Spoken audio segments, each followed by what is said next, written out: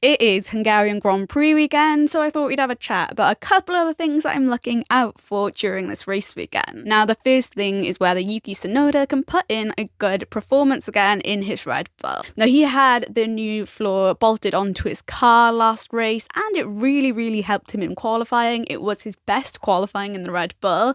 He managed to get into Q3, qualified in P7, I believe. Race didn't go so well, he was in P13, but the hope is that he gets used to this new upgrade and we can see him have a decent qualifying performance again and improve on his race pace. So I'm going to be keeping an eye out for that. Second thing that I'm looking out for is how is that Lando versus Oscar championship battle going to go before summer break. Both drivers have been doing incredibly well this season, have been very consistent. But as we go to Hungary, it's the last race before summer break and both drivers are going to want to have that win before they go for some time off. For Lando, it's going to be key for him to try and win the race or at least be ahead of Oscar to make sure that he can close down the championship gap. And for Oscar Piastri, he's going to hope that he finishes ahead of Lando to pull away from Lando in the championship. So I'm really curious how both of the drivers are going to do here. And finally, number 3 is how does Kimi Antonelli bounce back after a really rough weekend in Belgium? The entire sprint weekend did not go well for Kimi. He was out in SQ1, out in Q1 and didn't score points in either race. He looked visibly upset after qualifying, and look, there's going to be a lot of confidence building that's going to be needed over summer break, but I think if he can put in a decent performance in Hungary, it's really going to help his mindset going into the second half of this season.